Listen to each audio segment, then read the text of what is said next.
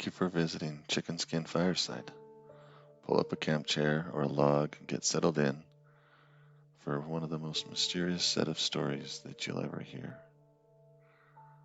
These stories are the stories that are found by people and professionals who work and visit national parks, the woods, the forests of North America. The things that occur range in varieties from UFO sightings, Sasquatch sightings, to mysterious portals, to mysterious staircases. We'll start first with some of the stories provided by a former search and rescue officer for the U.S. Forest Service. And one of the stories that really bother this individual a lot is that of a little boy who was out in the woods berry picking with his parents. Those that have heard the stories of Missing 411 by David Paulides knows that berry picking seems to be a very common thread and an activity that happens when people have an incident in the woods.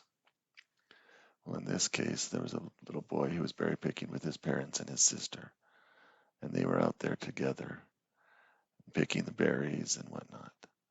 After a little bit of time, the two children went out of the sight of their parents. And that was just for a few seconds, not very long at all. But apparently the children were gone. Obviously, the parents were quite distraught and did some preliminary searching. Couldn't find them anywhere. So they quickly called the U.S. Forest Service, and the search and rescue team was sent out. They searched and searched the area, and rather quickly they did find the daughter or the sister of the boy. And they asked her if she knew where her brother was, and she replied that he had been taken away by the bear man. She said that the bear man gave her some berries and told her to stay quiet, but that he just wanted to play with her little brother for a while. That was the last that she saw of her little brother, as the bear man picked him up, put him on his shoulders, and walked away. The first thought from the search and rescue officers was that a man had abducted the boy. But the girl said that he wasn't a normal man, that he was tall, covered in hair like a bear, and that he had a weird face. Search and rescue searched the area for weeks, but they never found a single trace of that boy, and he never has been found since.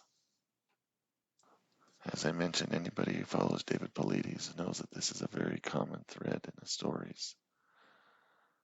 As someone who might have children or loved ones in the woods, never let them out of your sight. Another story that search and rescue officer gave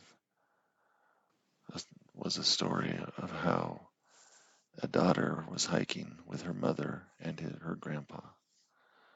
According to the mother, the daughter wanted to climb up a tree to get a better view of the forest, and so she did, with the mother and the grandfather waiting at the base of the tree. The daughter climbed up the tree, but never came down. The mother and the grandfather, they waited and waited for several hours, calling for her. It took quite a while for them to decide to call for help because they just couldn't understand what had happened.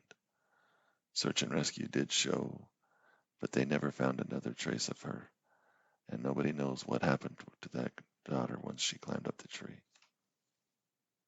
Another mysterious story that search and rescue officer tells is that there is an unwritten rule among the search and rescue group that if, when you are out in the woods, you encounter a staircase, and yes, I said staircase, a staircase that maybe looks like it was just cut out from a house and placed out in the middle of nowhere. Sometimes they look brand new. Sometimes they look dilapidated and about to fall apart. Sometimes they're made of wood, or other times made of cement or stone. But the unwritten rule is that those things are not to be messed with. And if you find a staircase in the woods, that you leave the area immediately. And under no circumstances do you ever attempt to put your foot on the stairs and climb them. Strange things have happened to people who have done so. One of the people to reply to the thread was a user of V838, who talks about when he told his girlfriend about the story of the stairs in the woods that she freaked out because she remembered that her grandmother, who grew up in Brazil in the rainforest and the jungles, told her a similar story. This grandmother lived in Igapos, and it's part of the forest where the margins of the river get easily flooded depending on the season. So it's very easy to get lost, and people often did. And apparently there was a man who went to go do some fishing. And when he went out, he never came back for 2 weeks. They searched for him and couldn't find him anywhere.